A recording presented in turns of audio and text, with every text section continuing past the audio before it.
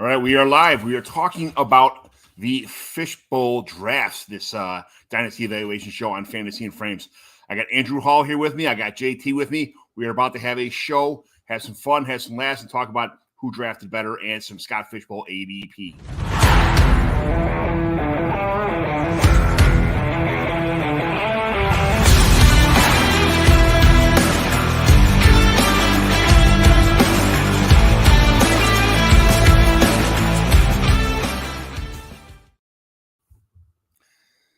So, returning guest Andrew Hall with us today to talk about some Scott Fishbowl drafts in Cincinnati. Did you run the Cincinnati Fishbowl draft? Were you in charge this year? Yes, he was. God, no. Right. No, I wasn't in charge of nothing. John Bosch put it together. Thank goodness. Yeah, he's okay. I ran the Fishbowl drafts a couple years in Chicago. It was actually pretty fun. It was I think we only had like 3 or 4 drafts though. It was the initial one. And it was on, Scott had done it on the 4th of July weekend. It's like, and a lot of people couldn't make it because, family stuff going on or this and that. It's kind of, I wish he'd bump him back like another week or so, so it's not on the holiday weekend. But, this year we got I think we have 7. So it should be much fun. So, Andrew, tell me about yourself, where everybody can find you at, all the good stuff you guys do. How's my buddy Scott Sidlow doing? I haven't seen him in a while. Well, I haven't seen Scott in a while either. He's been busy with real life, but my internet's a little weird, like I said before the show. So if it ends up being terrible, just let me know. But yeah, power's out here in Ohio, which is great. But anyway, no, you can find me online. I'm on Twitter at Andrew Hall FF. You can find me at Fantasy Pros, and then we still do the Dynasty Junkies with that Scott Sidlow you mentioned, among with a couple of other hosts. Rocky and Tommy both joined us, so we can kind of rotate.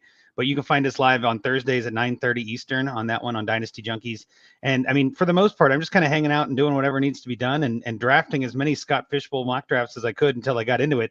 And there was like 2 that I got into because, like you said, it was so early. It felt like it just happened out of nowhere.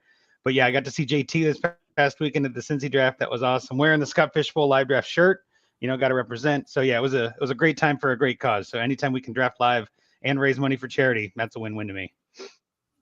Outstanding. JT, how was your drive? How was your weekend? How was the fun of going to Cincinnati, a non-home league draft? I was laughing because a bunch of people were like, why are you going to Cincinnati? I was like, they're like, no one could figure out why I was going to Cincinnati for some reason. I was like, it's a fantasy football thing. I got a live draft. So I know it's hard for everybody to get on that weekend, but I just told the family, we're going to Cincy for the 4th of July, people. So that's what we did. So I just brought the whole fam with me. Got to go to the zoo, got to hit up some cool things. Actually missed out on a lot of things I wanted to do in Cincy, so I'm gonna have to make a return trip. I might have to sign up for the Scott Fishbowl Live again in Cincinnati next year. It was a great time. John Bosch did a fantastic job setting it all up. Man, million prizes, million things set up, a lot of drafts.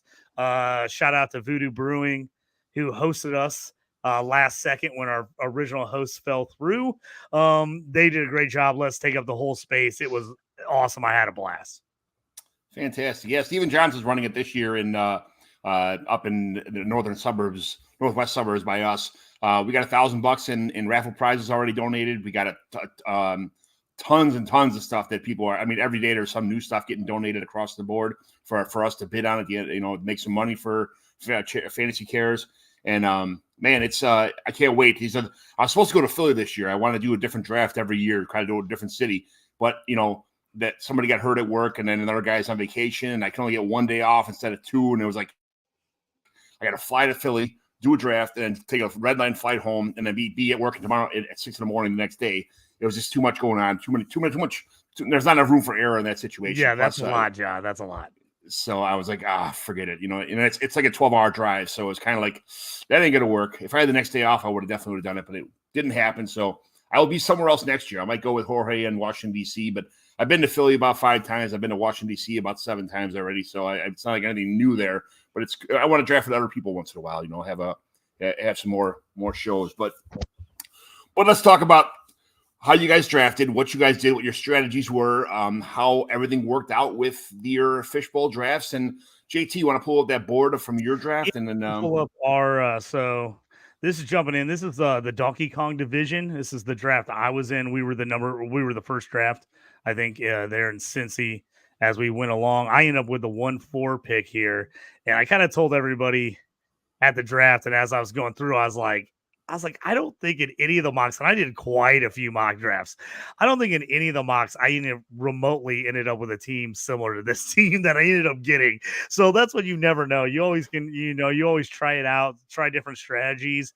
But man, you got to be able to zig and zag in these drafts when things don't go the same way. And in between picks, I was kind of walking around, looking at the other draft boards, looking at the other 1-4s, looking for certain players, see where guys were dropping, and it was wild. I mean, you saw guys 3 and 4 rounds separated where they went first or last in a league. You saw, I mean, Anthony Richardson. We'll get into him, but he was a big one. He was either going really high or really late, and it was really in the leagues he seemed to go high. Everybody was mad because everybody was going to take him. And then the other leagues, it was like nobody wanted him. He just kind of kept falling until someone said, well, I wasn't planning on taking him, but he finally got to me. And I was like, I guess I will. So it's with that. And that's one live draft in Cincy. So you can imagine when you add them all up together with these ADPs, how wild some of these are going to be. But it really does. It is dependent, league dependent, big time. And the QBs were huge this year. The last 2 live drafts I did, QBs went off the board quick. And if you missed out on them, you were in trouble. With a slight adjustment in QB scoring down this year, it really opened things up in a lot of leagues. You did not see QBs go off the board as like the first 12, 14, 16 picks like we've seen in the past. Andrew, what league were you in? What league did you draft out of? Yeah, so we were in the Dr. Emmett Brown division, which was really nice. I love a big Back to the Future fan, so I love being able to do that. I had the 111 pick in that one. It was actually pretty cool too. There were 6 drafts at Voodoo, and like JT said, like walking around between the picks and like kind of getting just kind of seeing what other people were doing and getting to like poke people's brains in person. Like I could go walk up to Chris Allen and just be like, hey man, here's what I'm thinking. Or, I could walk over to Jeff Bell in one of the other drafts and just ask him a question. Like, it was just so nice to have everybody in one room together. But yeah, I was in the Dr. Emmett Brown division. We're still drafting. We're still going. We're taking our time. But I was lucky enough at 11 to get Bijan Robinson and then Tyreek Hill in the second, which I'm very happy to start since they both went before the 11 in this pick or in this Donkey Kong division that JT was in. So again, to even to that point though, ADP didn't exist for us. Yeah. Right. Like we didn't really have any sort of ADP. We were just kind of going off vibes. And I think with the 6 teams, even in that league, all 6 of us, all 6 drafts, we're all doing very different things and going very different directions. So it was really neat to see it all kind of happen in real time. And then like JT said too, like sometimes you see somebody fall and you're like, well, I guess I got to take him here. And you look like, oh, he went 3 rounds earlier in this other draft. So it was a lot of fun seeing it happen, and being a part of that ADP to help everybody else out is always nice. Yeah, we were the first draft a couple years ago. We were the actual first one, so there was no ADP. Kind of the same as yeah, the first live draft in Chicago, where I think we were like the very first live draft. Yeah, that one was pretty wild, and I think we had like 3 at that one, John. I think it was 3 or 4, but even then, that was kind of crazy to kind of see where people were taking people. Was pretty wild. My favorite pick was someone took Russell Wilson like crazy early, like the 2nd or 3rd pick, and obviously he struggled. But it was like it was his first year in Denver. He was all excited about him. He thought he was gonna blow the roof off of it, and you never know, especially when you're going this early in July. It's like you're really taking some chances on some players. It's amazing how everybody has they're wish casting these guys. This guy might do this, or I'm gonna draft so and so because he's on this team now. Man, it's amazing how different things happen from what you really have. Everybody looks at their roster right now most of the leagues you draft from. You look at your roster like, I think I did pretty good. I got value here. I got value here. And then you look at, and when it's over with, like, oh shit, I got killed last year because all my players were on the same bye week in the playoffs, and then everybody got hurt in the first, like the second round of playoffs. I think it was Hawkinson got hurt. Trevor Lawrence got hurt. Somebody else got hurt. It was Mark Andrews got hurt. And a couple other players all got hurt at the same time. And then I had bye weeks. Travis Kelce was on a bye. Like everything it was like an eruption of terribleness all happened in the same week. And that was it. I was done. That's all it takes, man. One bad week of everything, of not considering bye weeks and injuries happening, and bam, you're over. Well, I had Joe Burrow last year. I took him at the 104. You know what I mean? Like in the Cincy live draft, I'm like, I'm taking Burrow, and that did not work out for me, right? So like that's part of the fun of redraft, is that you got to kind of put your eggs in a basket and see how it goes. Yeah. So what position did you draft out of, Andrew? You were 102? I was the 11. Yeah. So I was the 111. Yeah. So I got Bijan at the 11 and then Tyreek at the 102 or 202. Okay. 101. I'm trying to. I have your Emmett Brown rosters here now, so I'm looking at Perfect. Okay. where you're at. I'm gonna pull these up now. Well, John, Well, we John, also- as you're looking at that, I was gonna say, like, being in Cincy, you got to figure like, okay, you're gonna have a bunch of Cincinnati fans there, so you got to think, okay, those guys are gonna go a little higher. And then I ended up at the table. Almost my entire league wasn't from Cincinnati, so it was like, while I was expecting all these Right. Cincy guys go super high, and I think we only had 2 Cincy fans in our league. So like, we're from Cincy, wore like Cincy jerseys. Like, we had got a ton of guys from Indiana. I was from Illinois. Justin, who I was sitting next to, is from Indianapolis. The other Justin, we laughed. We had 3 Justins all in the same division. He's from Columbus, Ohio. So we had people kind of from Jeff from Detroit was in ours. So it was kind of funny. We had people kind of from all over the place. So it was definitely interesting to see the draft strategy being a little weird, especially me. I was thinking, I'm going to steal some of these Colts players because no one's going to want the Colts here in Cincy. And then there ended up being a couple Colts fans in our same division. And so I was like, oh, no, I was fighting for Colts players all of a sudden. Good morning, fellas. Since he looked so much fun, Andrew. Mr. Scampers, thanks for joining us. It's always a pleasure to have Mr. Scampers in the chat. I love when Hey, Mr. guys. Scampers is on there. And I was going to say too, like, I had the live draft, the live stream going for some of the draft to try to share, like, just to kind of give people a not knocked around a mindset. Well, hey, guys, I had a great time with the Cincy live draft. Matt LaPence. Yeah, LaPence, he was in my draft. He was in the Donkey Kong. I think he's the 112 in Doc Brown. Nice, absolutely. Warning, all questions, please. Kellen Moore off in Philly. Is it tight end friendly? I could sworn it's not. It is tight end. It is tight end premium, right? Tight end, Well, he's asking. I think he's asking about Kellen Moore being the offensive player in Philly. Like, is he going to be a little more tight end friendly with Goddard? I think is what he's asking. There's been years where Kellen Moore offenses, I feel like they've used the tight end a decent amount, and I feel like there's been years where they've never thrown to him. But I also look at, there's been some years where he's had some offenses where their tight ends were all banged up and they didn't have a lot of guys to go to. So I don't know if it was necessarily scheme or it was just like, hey, we had to make some adjustments just because we didn't have the talent we had there. I'm not fading Goddard. I think Goddard's got a chance. If you see in my draft, I actually got Goddard in the 9th. I was super pumped. I waited all the way. Like last year, I absolutely waited too long to take tight end with all the tight end premium scoring. And every round I was going to take him, somebody sniped me right in front of me, took the guy I was going to take. So this year I waited a little while, but we had about a 2-round gap where no one took a tight end. And so I was like, okay, I gotta start this tight end run. And so I took Muth. Hawkinson ended up going about 6-7 picks later, and then I took Goddard on the way back just to make sure I had those two. And those were my second and third because I took McBride in the second round, which I did not take tight end in the second round unless I was stacking Lamar and Andrews in a couple mocks. Those are the only ones I stacked. So a little bit different move there. I didn't expect McBride to be there. And with the QBs not going off the board like I thought they were going to be, I actually stepped away from QB and said, okay, maybe I'll wait another round, where usually I would have taken QB there. But my draft did not go QB heavy in the first 2 rounds, which a lot of drafts did. Yeah, I would imagine a lot of these are going to be definitely going. A lot of these are going to be going quarterback friendly. It's going to be weird to find the ones that are not. So I know I'll be doing quarterback because if you get caught, with your hand in the basket with no quarterbacks, there's no trading. There's no, I mean, the waiver wire, you only get so much money. So once you're out of waiver budget, you can't trade for more. Like some leagues, if you're out of waiver budget, you can trade one of your players for more fab money or that kind of stuff. You're SOL here. It is one of those kind of deals. Mr. Scamper, since he is on a list of potential spots for us to hit next year, outstanding. Thank you very much. Right on, guys. Thanks for answering the question, JT. That's good. Kellen Moore was in Cleveland last year, right? Moore's been he was in Dallas, and then he went to the Chargers. So he was in Dallas for a couple years, and then he went to the Chargers.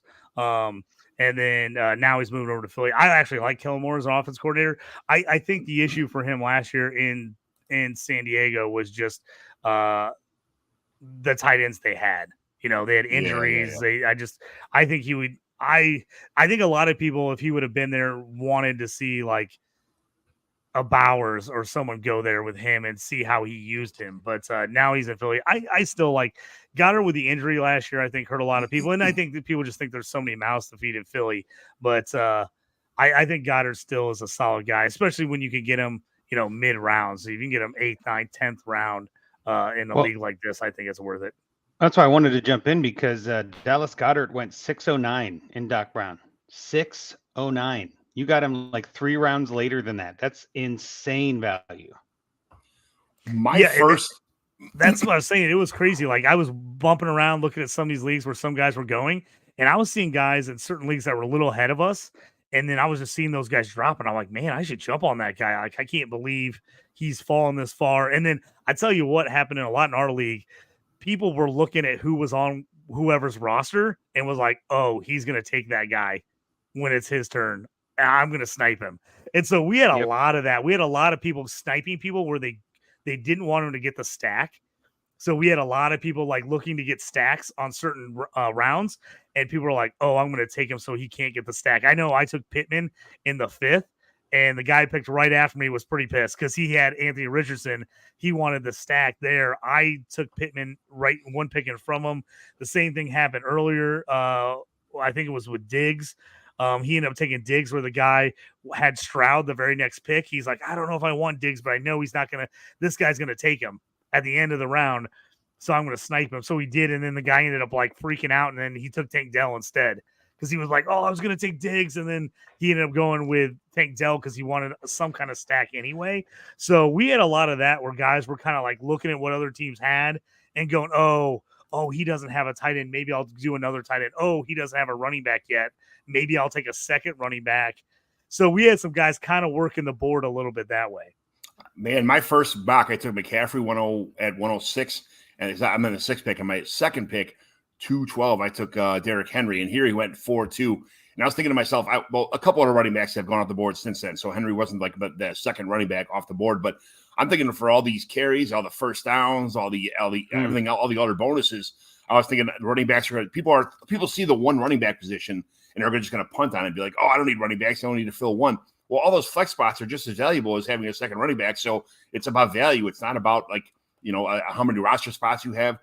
I think you only have to fill like 4 roster spots and the rest are all flexes. So don't worry about that kind of stuff. Worry about like the best player available. That's one thing I think people are going to get tripped up on. Yeah, John, I was definitely going to take Derrick Henry originally. Like that was kind of my plan, was to get Henry either with my second pick or my third pick. But when I got CMC with my first pick instead of Anthony Richardson, who I originally was going to take Anthony Richardson. And so I didn't. So then I ended up coming back, and when I took McBride instead of QB, that's the only reason I didn't take Derrick Henry, because I was like, oh, with a 3rd round reversal, I probably need to go back-to-back QB in the 3rd and 4th round to make sure I don't miss out. So that's what I did. If not, I would have taken Derrick Henry. I was a little surprised he fell to the 4th. I know he went earlier in a couple of the other drafts, and CMC was another guy. I saw him the clear-cut 1-1 in a lot of people's drafts, and then I saw him dropping all the way to the end of the 1st round in other leagues. So it was kind of wild on that. We got Justin jumping in here. He was sitting next to me at the draft. We were draft buddies right next to each other in the draft and on the draft board here. We were closer. He says, oh, damn, JT didn't tell anyone in the division he's talking smack. Yeah, I didn't tell him I was on here. But he was doing a great job. Everybody, we had a super fun table. Like our little draft table was really nice. We had a big, long table. We could all sit together. It was really nice to kind of like, jar with everybody, kind of see what guys were doing. It was also kind of fun because like if we weren't, like me and Justin weren't next to each other in the draft, so we were like bouncing ideas off each other. Like, oh, who should I take here? Because you're not going to take him because you're on the other end of the draft board. So that was kind of nice too. Me and him and a couple other guys were able to kind of sit there and talk a little bit about it live during the live draft. People in the Chicago draft are talking about tailgating, like getting there like the day before, tailgating like the night of, like outside before the bar opens, things like that. When you guys there first was got a there, line in Cincy, dude. There was a line. The Yeah. bar opened at 11. The draft was supposed to start at noon. There was a line all the way outside the bar. I mean, people were there at like 10:15, 10:30. I know John Bosch Yep. said he showed up at like 8:39 to start setting everything up to get everything going. But yeah, I mean, people were ready to roll. I got there just a tad bit late. And by late, I mean I got there at like 11:20, and it was already everybody was in. There was a cluster. I was trying to figure out what I'd missed already. It was but people were ready to go. It was awesome. Yeah, another one was in Chicago. Justin, I was in Chicago last year. We tailgated last year, the night before.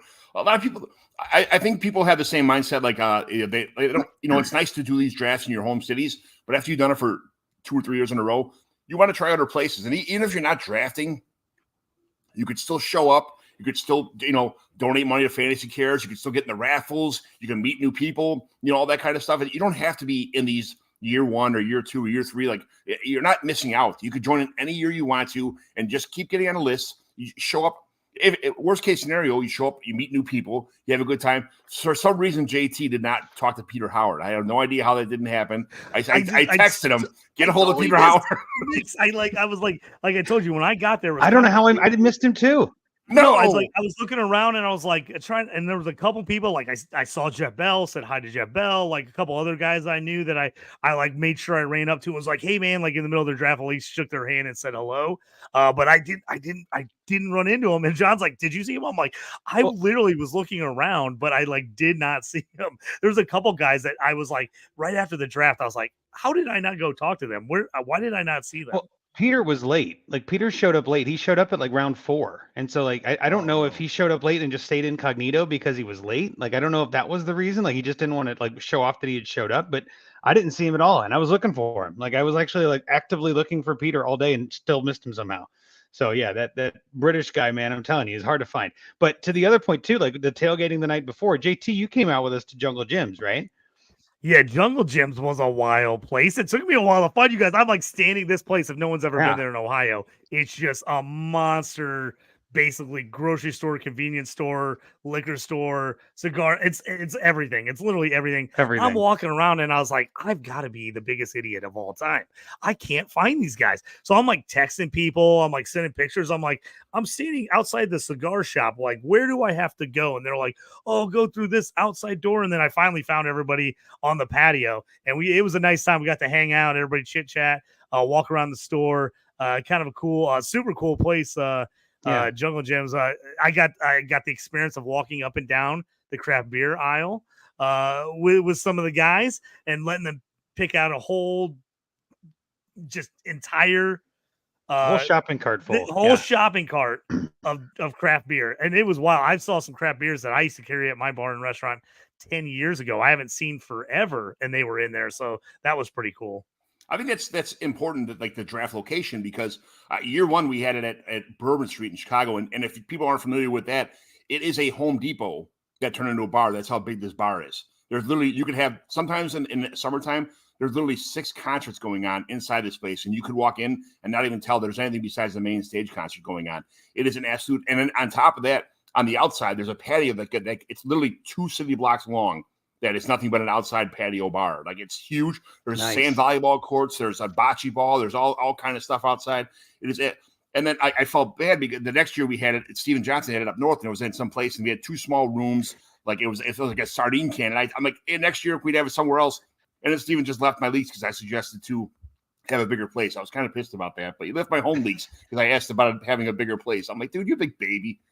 But having the draft location in some place that's huge, that has other things to do besides just sit in like a bar restaurant and draft is cool. But I think people the location is just as important as you want people to have fun, walk around, have time between drafts, shake hands, meet everybody, take pictures, find Peter Howard. Somehow it's like finding Carmen Santiago or one of those other people. But I feel like Where's Waldo? Peter Howard is hard to find anywhere. Even at the expo, he was kind of like, I was looking for him actively, and I found him sitting on a curb with Outhouse, like outside talking. I was like, what? So But I just That's that is important. That is important. But what is so when you guys drafted JT, you went first pick with McCaffrey. I'm kind of hoping at 6 he falls to me. That's kind of my plan for the first round. Now, there's nothing worse than like having your plan all together and envisioning your draft board in your head, and then like all the guys you had for like picks 6, 7, and 8, 9, just in case, are all gone already, and you're like, shit. Now your whole plan, not like Mike Tyson says, everybody has a plan to get punched in the face, kind of thing. That's what happens when all your guys get sniped from you. I mean, the first round's not bad, but as you go to like, so you got Bijan at 111, Andy, Andrew. So that's pretty good for this scoring. I honestly think that running backs are so underrated in this scoring. I think people are, like I said, they only see the one running back position and don't normally care about it, but it is unbelievable. What'd you guys do in round 2? JT, how'd you do in round 2 here? I took Trey McBride at the 2-9. I was just looking at the bonus points for the tight ends. And like I said, I was a little adverse because Jawan Johnson was my number 1 tight end last year. Ouch. Like that one hurt. So Same, I was like, actually, I'm not going to miss out on tight end this year. I was like, I'm just not going to miss out on tight end. And so when McBride fell to me at 2-9, and the fact that a ton, like 1, 2, 3, 4 teams in the first 2 rounds didn't even take a QB. So I was like, okay, there's going to be some QB left. Because usually with this 3rd round reversal, if you're at the end of the 2nd round, you're almost desperation drafting there. If it's a QB and you need a QB, you're like, oh, I got to get one here because he's not going to get back to me. With so few guys that had taken QB already, I was kind of doing the math. And I was like, I think I'm going to get 1 or 2 guys that I like drop to me. And if I only get one, my thought was I'll take an older guy. I'll take a Cousins. I'll take a Stafford. I'll take somebody that later if I miss out on 2 QBs. So I kind of went through there. I originally wasn't planning on taking Purdy in the 3rd round. I was really hoping Dak got to me. But Chuck Bass, smart move, took CeeDee Lamb in the 1st. He came back and got Burrow in the 2nd. And Dak in the 3rd. So I was hoping Dak was going to get to be my QB1, but he got the nice stack there. So after that, I was looking at it. I was between, Purdy, T-Law, Goff, and Tua, and Herbert were kind of my guys there. With McCaffrey, I did do a mini little stack there with Purdy and McCaffrey, thinking, hey, he catches a decent amount of balls. I can double up there with them. Purdy's also pretty efficient. So I was like, I'm just going to do that as kind of like my little mini stack. And I'd seen Trevor Lawrence dropping in some drafts. So I was like, maybe he gets back to me. I was like, and like the next 2 guys, I was like, hey, if all those guys go QB, I'm still going to probably maybe get a Tua or a Herbert. Yeah. I turned around. None of them went QB. they went tight end, running back, and then Caleb Williams. So I was like, oh, great. I get T-Law. So I ended up getting those guys at 3 and 4, and I almost took T-Law at 3-9. And so I was pretty happy about waiting till the 3rd, 4th round for those guys. And like John, you said, with I think with a running back, getting at least one stud running back, I think is super important this year. Because then again, you can just lock that guy in as your one starter every week and kind of play everybody else. So I definitely, I've seen people just ignoring running back the whole time. I want at least one stud running back when I'm coming out of this draft. Obviously, injury is a big problem here. If some of your running backs are the highest case scenario for injuries, but you can't be afraid of injuries in a redraft like this. It's 17 games, or what is it now with the Scott Fish Bowl? It's 16 games all the way to championship. So it's a short window. You're gonna have a bye weekend there. It is what it is. You need a stud running back. You need a workhorse to get you through. Andrew, I saw you took Mark Andrews at 302. That was the third tight end taken, because I was just kind of looking through the ADP here, or the rest of the players. Oh, it was more than that. Yeah. So it went Laporta, Kelsey, McBride, and then Dalton Kincaid at the 301. So I got Mark Andrews as the 5th tight end off the board at 302. I was pretty happy with that. I was like, that's the last in that first tier for me. I mean, Pitts has got an option to do that. With me having Bijan, I liked spreading it around. And then, of course, if you're looking at our board, I mean, you might see J-Mike, who took 4 tight ends in a row. So he went very tight end bully. He went Breece Hall in the first, and then Travis Kelce, Kyle Pitts, George Kittle, Brock Bowers. He just kept hitting tight end. He's like, I like this premium. I think I'm just going to keep going. So I was glad to get Mark Andrews before a lot of that happened too, which was kind of nice. Like I got my guy, like you said, locking in that one spot. I'm very much a fan of that. And I think that there's a lot of value in tight end this year. And even on the board we're showing, you can see all the orange, right? Like there's a lot of tight ends that are going early in this draft. So if you can get a good value on one, I think I'm happy. And again, I think Bijan, Tyreek, and Mark Andrews are my first three. All three of those have the ability to be the number one at their position. So like I'm happy with that. Like those are all three good ceiling players for me in my first 3 rounds. And to kind of something that JT said too, like there were a lot of times I was debating between players, and the other guy would be there when I got back on the clock. Like, and not only because of the short turn, that's obviously something at the 11, but there was a long turn. I remember thinking I wanted either Jared Goff or like a quarterback in my 4th round. I took Goff, and then Lawrence and Tua went right after. I was like, well, I'll take Goff, and then I'll get whichever one of those 2 quarterbacks is left. And I was like, well, maybe I'll get a Chan, but I really want 2 quarterbacks. Well, they went, so I took a Chan. And I was thinking there, I'm like, man, I kind of want DJ Moore. I think he's going to have a great year. He ended up making it all the way back to me in the 6th round. So it's just, that's kind of the nature of this draft. Did you get a lot of oddities, a lot of variation? And the one big one I think that we saw, at least in person, was Rashid Shaheed, right? There's all this talk about the return yardage. I mean, that's not even like a whole position. That's just giving you a ton of points for your receiver. So Rashid Shaheed went in our league at 6'1", like the first pick of the 6th round, on that turn. And it looks like in your league, he went at 8-12, right? The last pick of the 8th round. Yeah, there's a ton of variation on Rashid Shaheed because, again, I think people are trying to speculate on what those return yards are going to be. But with the NFL changing their return game and like the whole version of returns are going to be different this year. So part of it is just, to me, is going to be like, well, what does that mean? Is that going to come true? I was totally fine taking someone like Rashid Shaheed, but not at the 6. You know what I mean? Like that just seems too early for me. But at 8 or 9, when you're starting to get into your flex spots for sure, like, yeah, take a flyer there. But I just think that the return game is going to be so wild this year to see how that kind of balances the receiver groups out, or even running backs for the few that do that. So I'm very interested to see how that works out. Yeah, so my strategy there was because I figured those guys were going to go early, and I was like, that's just too early for me. I just can't do it. I mean, Shaheed in the 8th, if he ends up kicking punt returning and ends up being the RB wide receiver 2, he's going to crush. But you're asking a lot there, where you could get some other guys. So for me, I was, and I'll actually move down the board here a little bit for everybody, so you guys can kind of see the bottom of the board. So, because we're still drafting here, we're in the 20th round. So I'll get up here to where it's almost my turn again here. Here we go. Oh, that'd be cool. So I might get to draft live on air here. So if you look at this here, my strategy on the return guys is I wanted wideouts that had a chance to be either their team's wideout 3, RB2, or a guy who was going to possibly kick and punt return. Was the guys I was kind of looking out for. So as you see, I kind of went return heavy when we got to about the 15th round. At that point in the draft, I was like, I'm pretty good at tight end. We're basically taking backup running backs now, and we're taking, questionable, is it our, wide receiver 2, wide receiver 3 on my team. So this is where I kind of said, you know what? I'm just going to go return strategy.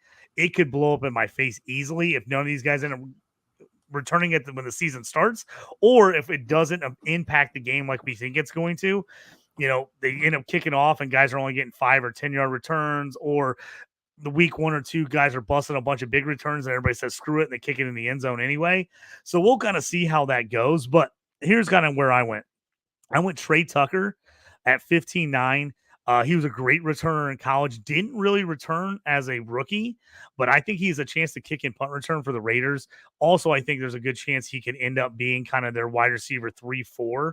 I think he could play in some spread sets. So if you can add that to it, Neon Hines, injured last year. He's on Cleveland now. They don't really have a lot of return guys on Cleveland's roster, and he was a kick and punt returner for the Colts when he was in Indy. So, and with Chubb being out, I think there's a chance he maybe sees a little bit of third down running back action. So if he can get some third down action plus kick and punt return, I like him there. So I went him. I looked at a couple sheets on kickers. With the extra points being 3.3 points per extra point, you want a guy that's going to be on a team that actually scores. So I went through, originally my guy was Moody because I had the Niners players. I was going to kind of just load up on Niners players. Moody went the 13th round, was our first kicker off the board way early. I was like, whoa, that's way too early for me. But I came back, and after Justin Tucker went in the 17th, I actually took Aubrey for the Cowboys at 17-9 as he was rated up there. I can't remember. I wish I had it off the top of my head. Someone put a list together of like the scoring, if they scored last year, how they scored and where they would be. and Aubrey was like top 20 like almost every week in scoring. It was wild. So I was like, okay, I want to make sure I have an advantage at kicker. So I took him. Anthony Gould, rookie for the Colts. I did not think people were going to be really pissed about this. I took him in the 18th round, and like the message board blew up. People were like, "Oh no!" Like I guess there's like 3 or 4 people that were going to take him that round when I took him. I think he kicks in punt returns, and I think he has a chance to be the wide receiver 4 for the Colts, especially if anybody gets hurt, he can move up. So I think they drafted him specifically for that reason, and that's why I took him there. Devernay for Jacksonville, I went him the next round. I think he kick returns and possibly punt returns. Plus, with the way Jacksonville works, I think he has a chance to kind of work his way in the wide receiver role a little bit. I don't think he'll play a ton, but I think with the young guys they have, there's a chance he's maybe wide receiver 3 or 4 on that team as far as like when they go spread sets. So I went him, and then I took Jacoby Brissett. I was gonna take Javon Baker, but Baker went right in front of me. So I took Brissett to back up May because May's my QB3. And just in case something happens to May or they decide to play Brissett, if he ends up, they come out May, play him the whole time, I can drop Brissett. So that's kind of my idea. But that's where I went there. I kind of waited till about the 15th, and then I said, hey, I'm just going to start loading up on these return guys. And if they end up, say they bomb out the first couple weeks and they're like, these guys are getting me 0 points, I'm just going to cut them and go pick up other guys off the waiver. Because the guys are going right now, as you can see in that same range, are mostly backups. So those guys are probably only getting played if someone gets hurt.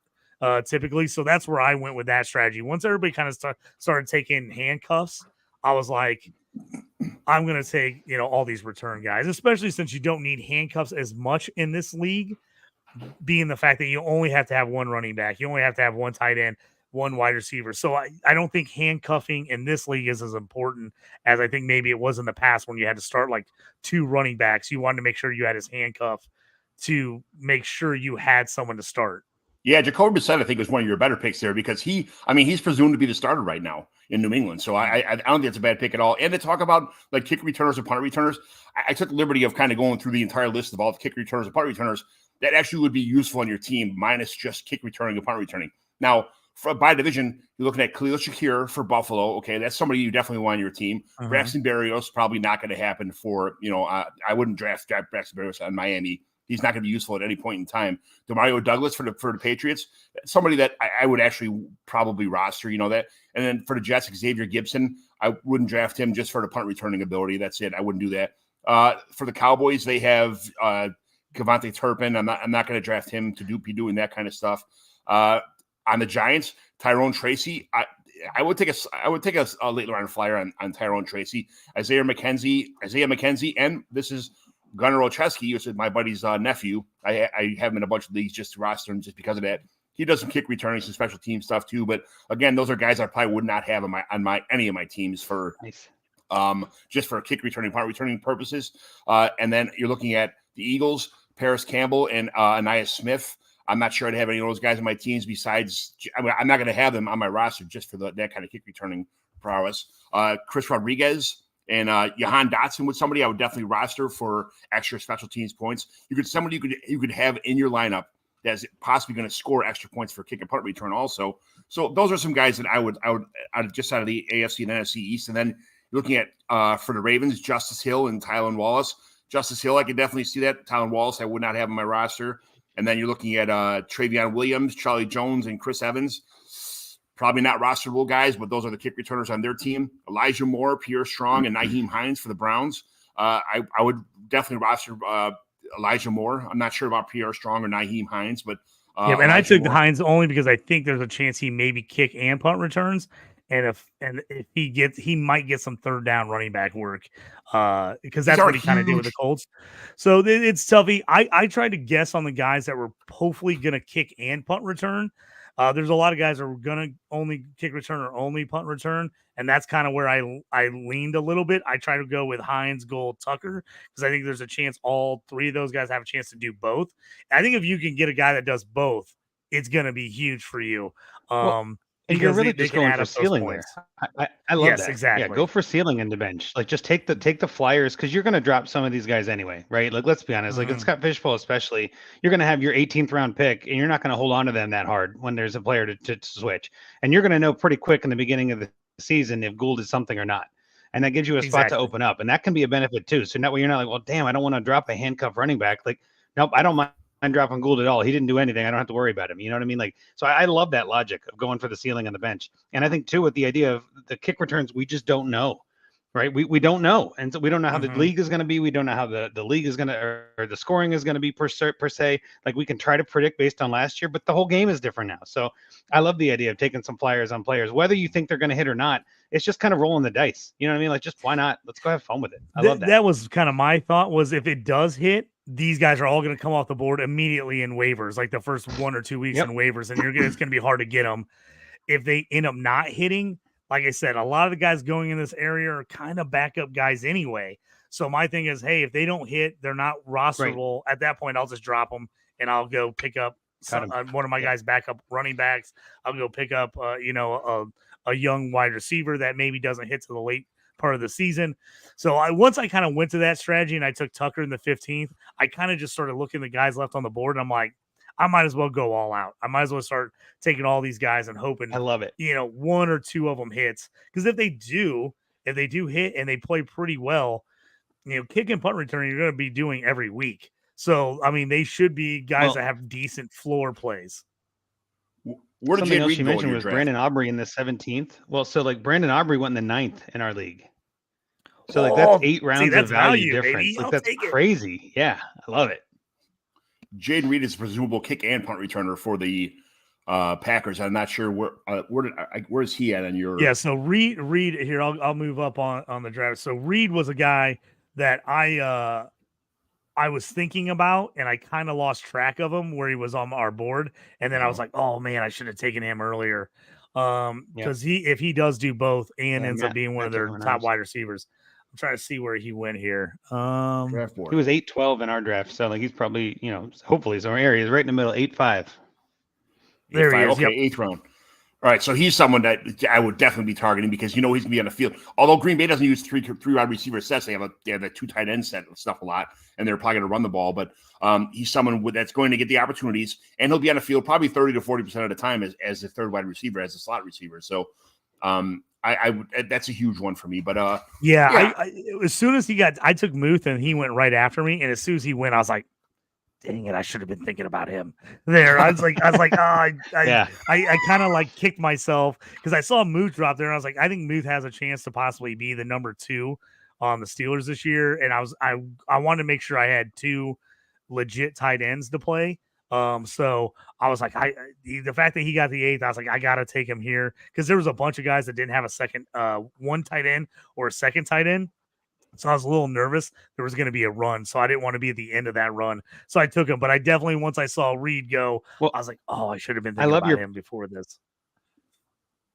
Yeah. No, I love your little mini Steelers stack there. You got Pickens, Harris, and Freiermuth, but not the QB. You're like, I don't know who the QB is going to be, but I know bet all of these guys are going to be something, I was like, this is the latest I probably ever waited to take a Steeler ever was the sixth round. Andrew, so I was like, took Pickens, and I was like, nope, I'm just going to take them all. I'm going to take Pickens, Najee, and Booth. I just went all right. Just go ahead.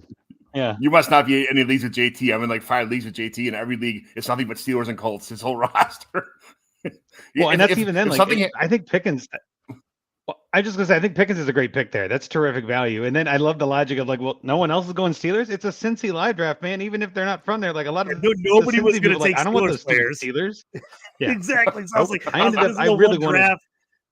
Yeah, it's like the one draft that nobody. I really wanted Muth, and I didn't get him. I can wait on those. Yeah. Yeah, I was pretty upset that I didn't get Muth. I think he's another obviously a good late round pick because the tight end boost helps a lot. But like you said, he could be the second target on that team, and whoever's throwing in the ball, he's gonna get first downs. He's gonna get receptions. Like I think that's gonna do really well. I think, in my opinion, anyway, in this scoring. So I like that pick a lot. That was good. I love the first down is what got me. Like that the extra point per the reception and the extra points for first downs.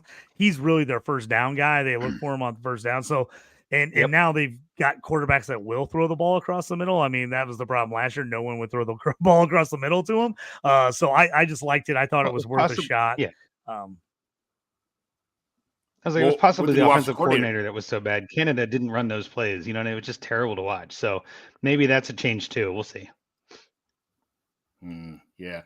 What was your favorite pick so far? In let's say the first, where are you on now? And you said round 20, JT. So what was your favorite pick so far in the first 8 rounds? Like where you're like, yes, this guy fell to me. When you were on the board and you couldn't believe that you got this kind of value. Who was that on your team? I was happy with the QBs in the 3rd and 4th round that I didn't go QB 1st and 2nd round. So I was kind of stoked that I was still getting guys I liked there. I was a little surprised. I know people are still a little weary of Anthony Richardson throwing the football, but Pittman with very okay QB play the last 3 years has gotten right around 100 catches and 1,000 yards, and the touchdowns have been a little hit and miss. I was a little surprised he dropped all the way to the 5th round. I wasn't necessarily planning on taking him, but they got to the 5th, and I knew the guy right after me was going to take him because he had Anthony Richardson. So I almost went Bowers there in the 5th, but I was like, I think I can wait on Muth. And I was like, I just really like Pittman being the number one. The fact that I got Pittman in the 5th and Pickens in the 6th, and both those guys have a good shot to be the number one on their team. Yeah. I really like that. And then, I really took a flyer outside of the top 8. I took a flyer on Brian Thomas in the 10th.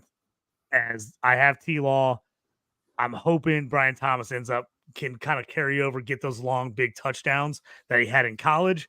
That was kind of my mini stack. I knew I wanted Christian Kirk. He went in the 7th. So at the very beginning of the 7th, so I was like, okay, I'm not going to get him. Evan Ingram was already gone. He went early. So I was like, okay, both those guys are out. I was like, I want some kind of Jacksonville stack. And I was like, I'm going to take a chance on Brian Thomas there in the 10th. Andrew, I'm going to ask you because you got Jared Goff at 411, almost at the 4-5 turn. And then you got Stafford at 702. And then you back that up with J.J. McCarthy, who may not start at the beginning of the season, but still that's definitely worth the flyer. You got Keon Coleman at 1211, okay? He is the most polarizing player on all of X right now. Either people hate him or they love him. I traded in a rookie draft for the 205 to get Keon Coleman. Everybody roasted me saying, this guy's terrible. Why would that guy might get 100 targets this year? I don't know. Everybody hates him. Yeah. And you get him that late. You got to be kidding me. Who's your favorite pick, first of all? And then tell me about the Keon Coleman pick. Yeah, I was debating between him and Shakir.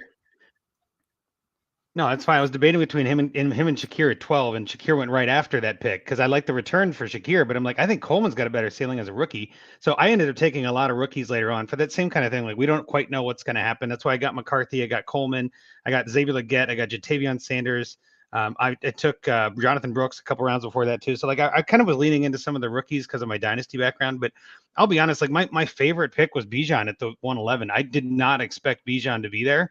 I was very happy with that and was just kind of like smashing that button before anybody told me not to. And then getting the turn there was Gibbs and Laporta, and then back to me. I'm like, so Tyreek is still there too? Like, I could not believe that start. I was very happy with that first two. And again, most of the drafts I've seen have had those two go in the first round. So basically getting 2 first rounders, which I think is, again, hard to find in this kind of draft. Obviously, we just need him to stay healthy and out of trouble. But I was really happy with that start. And then my strategy really has just been, take as many variety of positions as I can. I don't want to be too heavy on any one position because of the starting rosters and, only having one of each kind of a thing. I really wanted to spread it around so that I could pivot in season. Since we can't do trades and waivers are going to be picked clean after week 1 or 2, I'm like, I kind of want to have some flexibility down the stretch. So I'm really trying hard not to get a lot of running backs or receivers. So I'm trying to stagger my picks where I'm, kind of balanced. Instead of a usual 22 team or, 22 round draft, I might have, 10 running backs, 8 receivers, something like that. I'm kind of trying to make it a little bit more bland, like 6 is the max kind of a thing across the board, just so I have some flexibility as we get into see how the scoring really hits and who's really important. Like, for instance, I see Nate Janke of PFF on this one has a bunch of running backs in a row, right? And I'm not faulting that logic. I know there are people that like that, especially if that's where the value is. But I think with the way this scoring and the way the rosters are set up, you can pick any team you want.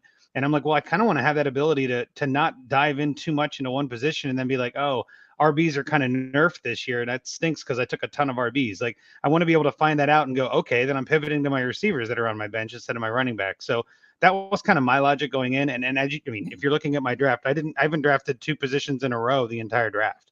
I get Justin Tucker at the 14th round. Never am I ever going to be upset with that. Like, Justin Tucker, one of the best kickers in the NFL, in the 14th round.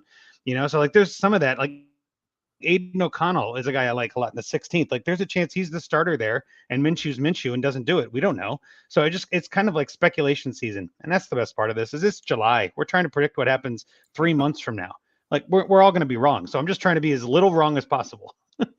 Yeah, a lot of people, this is their first Scott Fishbowl draft, and I see a lot of, a lot of chatter about, man, it's taking so long for these guys to pick. Yeah, they're on the clock forever, blah, blah. And you got to kind of remind everybody, which Andrew, I see you do it a couple times, and a lot of other people are saying also, what else are you going to do for the next 3 months until football starts? Like, you have nothing else to do. Just take your time, because tomorrow you're going to wake up, and this is going to be over with. This will be over with tomorrow. What are you going to do? Say, shit, I wish I was still on the clock in the Scott Fishbowl. Like, your redraft league is not drafting until the end of August. Like, relax, take your time, enjoy the moment, use the chat, tell people what you think about the board, have a good time about it. It's once a year. It's a great tournament. And, how did you guys do as far as what kind of prizes did you guys have at your draft?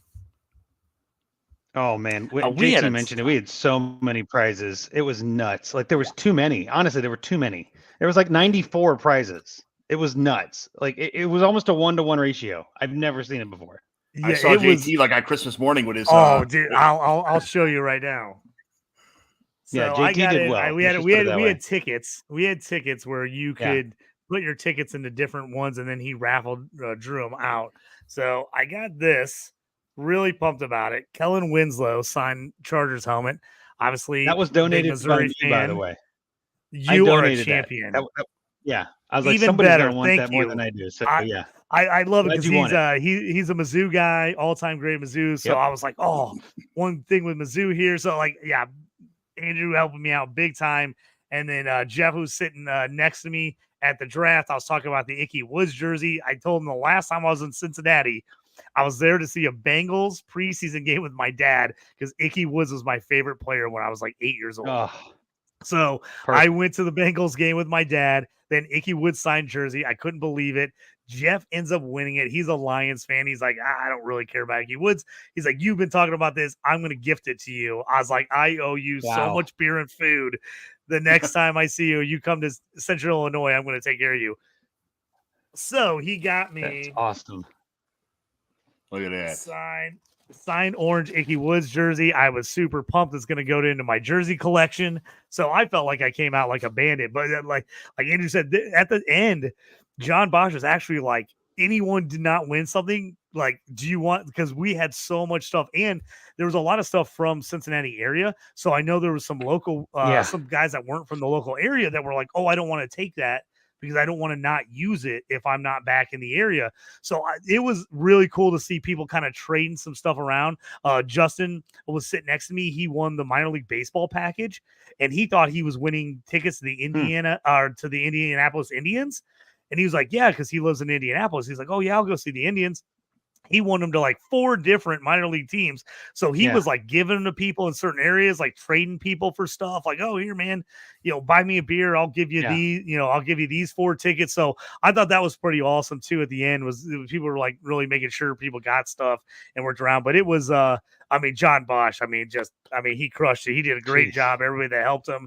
It was a super, super fun time. I missed all my guys in Chicago, but I'm glad I got to do Cincy. It was fun. I was supposed to do Philly this year, and it didn't work out. But Chicago was such a great time. And last year, Andy Barron's like won everything last year. It was like Andy Barron's. Like, bullshit.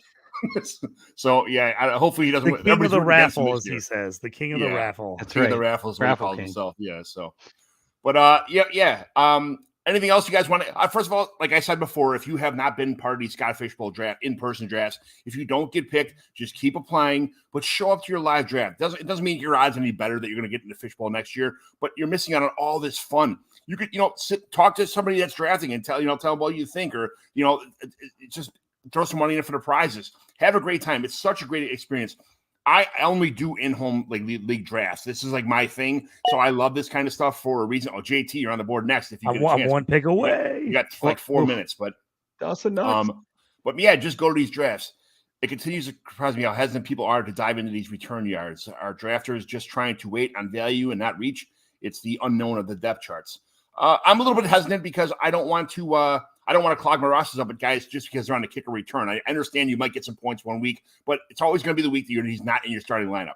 That shit's going to happen. That's my luck, I'll start the guy for 7 straight weeks. He won't get 1 point, and then I'll sit him for a week, and then that'll be the week he scores 3 touchdowns on returns.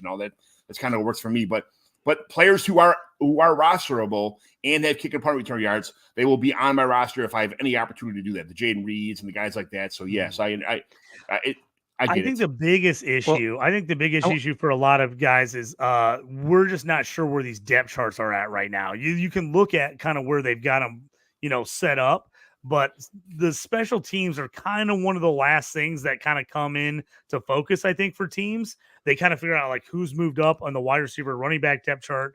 And you have teams that like take, hey, this guy is a specialist, so we're going to play him no matter where he's at. But we've seen it in the past, like the Colts until this Gould pick. The Colts kind of were like, are you our 5th wide receiver? Are you our 3rd running back? Okay, 3rd running back, you're a kick returner. 5th wide receiver is the punt returner. And that is kind of how they determined it. It wasn't like, oh, this guy's the best of this. So there are teams that are like, I think, reevaluating how they're going to use their special teams this upcoming season. We're kind of thinking for some certain teams in the past, it was just like whoever's the last guy on the roster that we're not playing anywhere else, let him do it. I think that's kind of getting rethought a little bit this upcoming season. So I think the big issue with doing it in July is I think we're not going to 100% know who is the kick and punt returner. And again, with the new rules, how much is that going to affect it? Is it going to be a monster difference? Are guys going to be averaging 40 yards a return? And you're like, oh man, I'm getting 1 return out of this guy and I'm getting like 10 points, so that's going to be the thing. And I think we're going to see it shake out during the year too. Depending on how that's much actually, these things do. Well, that's why I wanted to jump in too, is that I don't know if we don't know what we don't know, right? And with these new rules, you could see players like Rashid Shaheed, who is usually a returner.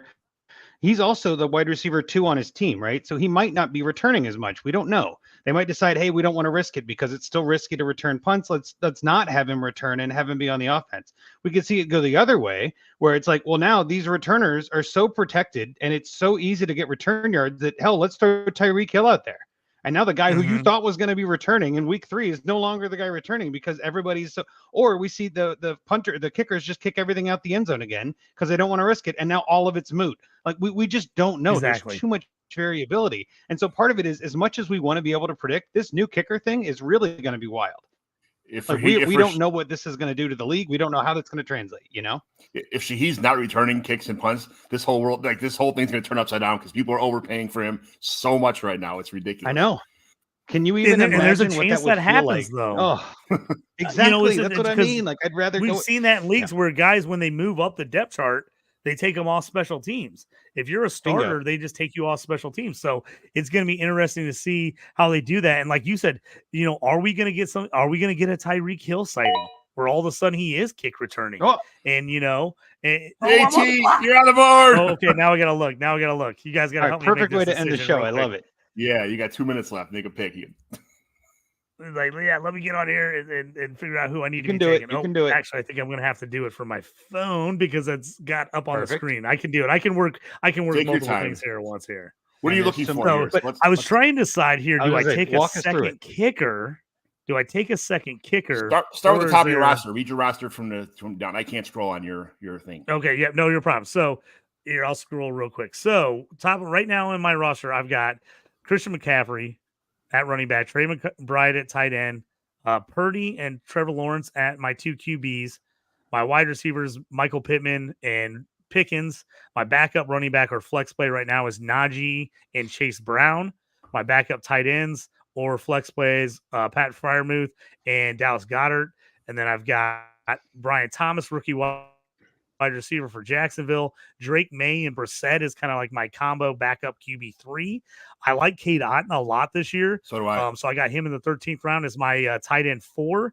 And then I kind of went, and I just don't know what's going to happen in Indy. So I took Josh Downs. Love Josh Downs to go with my Pittman. So, and Downs is possibly a kick punt returner too. So I got him there. And then I went wall returners. I went Trey Tucker, Neon Hines, Anthony Gould, Devin Duvernay. And then like I said, Brissett. And I got Aubrey right now as my kicker. I got 2 picks left. So I'm pulling up my draft. I don't mind a backup kicker. I think that's some good logic. I mean, you want to obviously have another option for the bye week, but also, injuries or whatever. Like, and you never know. Maybe Dallas shits the bed this year. We don't know. And then you end up having another option. So I don't mind that. And my always thing with kickers, you never know when one of these kickers eventually has the yips and they just miss a few. And then it's like, oh, okay. Like, do I want that guy? We've so seen looking through the lineup, So my biggest secret with kickers, which is my philosophy, is I think the best kicker that has not been taken yet with the latest bye week. Okay. So whoever's left in the board, time to decide. Exactly. So if something happens, you probably have a rosterable kicker for the first 8, 10, 12 weeks. I try to find a kicker around week 12 or 13, but make sure that you got somebody who doesn't have a bye week in those, because you need someone for the playoffs also. So the kickers come and go throughout the season. You can always pick another one up most of the time, except for wild scoring like this. But make sure you have somebody that can get you through a good kicker the first half of the season, and someone who has an early, if you're going to get a second kicker, someone who has an early bye week, you could stick it in the playoffs too. So here's who I have on my queue. In my queue, I was looking at Matt Gay for the Colts as a kicker. He kicked a ton of field goals, and I think extra point wise, I think their offense is going to be better, and I think there's going to be a lot of shootouts in the AFC South. So Gay is on my list there. Also, and this is just me, old school, drafting with my heart, hoping he has a bounce back year, is Juju Smith-Schuster. They got a lot of rookies. They got a lot of young guys, and I got May and Brissett. So that's like kind of a crazy late stack. That's a unique one. I kind of like him there as a shot. I was going to maybe go Daniel Bellinger, tight end for the Giants. I feel like I'm pretty good at tight end now that I've got Ott, Goddard, Muth, and McBride. So I was like, I don't know there. And then the other one I was kind of questioning, and again, this because I'm a Steelers fan, is Calvin Austin. They're talking about maybe letting him punt return. I think Cordell Patterson will be their kick returner, but there's talk about him possibly being wide receiver 3 and the punt returner, and using him in different ways. So he was kind of a guy that was also kind of a sneaky pick where if they don't use him, I'm like, all right, I'll just drop him. Because everybody else kind of top of the list. If you look at ADP, like Rashad Bateman for Baltimore is probably the top wide receiver out there. Him, Tyler Boyd, Beckham. But you just kind of, those guys on new teams, I'm not 100% sure what to expect them on a new team. A guy John likes, Jalen Tolbert. Could end up being up there for the Cowboys in a pretty high-powered offense. He's a guy I kind of like. Is Ty Chandler available? Because he's someone also who's a pretty decent chance at some running back, but is also one of the kick and punt returners on the team also. Yes, I want to say he went. I was trying to look because he was one of those guys I was kind of looking at too, as because there's a chance he's their kick returner and their backup running back. I'm looking to the board. I'm not seeing him. Maybe he is on there. Chicago Spartan doing Chicago Live Draft Sunday. First timer. Well, can't wait to see you there. I'll buy you a beer. Love it. Who are you looking for again now? Oh, I was looking at Ty Chandler. I thought he already went. I was pretty sure he already went.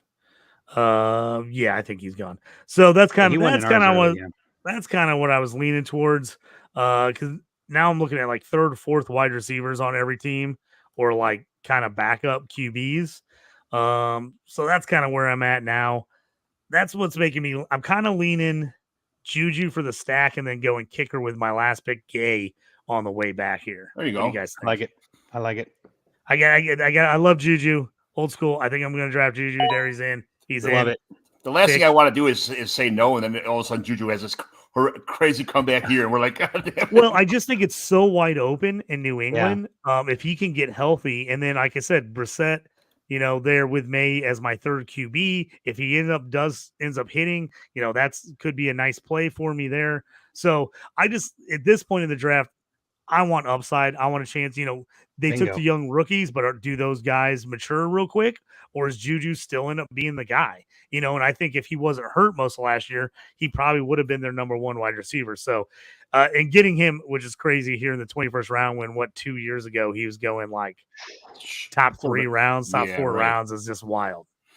Andrew, thank you so much for joining us today. Tell everybody where I can find you at. And man, I just want to say thank you so much. You're one of my favorite people on the internet here, man. So thank you very much. Seeing you in person at the Expo, I will not be at the Expo this year. Me or JT, we both got kind of railroaded with stuff going on with our family lives. So it is what it is. But Andrew, thanks for jumping out with us this year today. Thank you so much for where can everybody find you at, all that kind of good stuff. Sure. Yeah, no, appreciate you having me on, John. Always a pleasure, of course. And JT, love the hat. Love seeing the hat in person. Loved you coming Thanks, to Cincinnati. John, you're welcome anytime, of course, as well. We'll go have a beer or two. It'll be great. Sorry you're not coming to the Expo, but anybody who's listening, think about it real hard. If you can make it, please make it. It's such a fun time. It's a great weekend. You can find me there. You can also find me on Twitter at Andrew Hall FF. You can find me writing for Fantasy Pros and find me most Thursdays, let's say most Thursdays, live at 9:30 Eastern for the Dynasty Junkies. So again, thanks so much for having me on, guys. And let's have a good season. That's the whole point. Now we're officially into 2024 redraft season. Let's go. I feel like there was a whole week where I finally didn't have any picks on the draft whatsoever. It's like, I never thought I'd get sick of drafting, but I was like burned out from drafting. But now it's kind of like, all right, what am I doing with my phone now? My fingers are bored. I need the drafts again, but I can't wait for Sunday for the draft. JT, where can everybody find you at? Yep, you can find me here on Fantasy and Frames with you doing a Dynasty Evaluation. You can see me on my show, the Stew with JT Brew. Also, Shoot the Gap. Late nights on Wednesdays, me and Jorge typically do the IDP show there. Sometimes I jump on to the other shows, help out the other guys when they need it on the Fantasy and Frames team. Mostly there. You can find me there. Writing ID. If you're a DLF member, jump on there. I've got all my IDP rankings on there. Ton of rookie articles I've written this summer coming up. So check me out on all those places. Guys, thanks you so much. John McGlynn 75 on the X machine here. So thanks for joining us today. Try to stay under an hour. It's an hour and 6 minutes. But you guys, Andrew had no power today. He worked like a champion through his phone. Stud muffin. Not a lot of people will be able to do that kind of stuff, but we bring in a champ here for a reason. Thanks so much, guys. Thanks for watching the Dynasty Evaluation Show on Fantasy and Frames. Tune in to all their good content. Have a good one.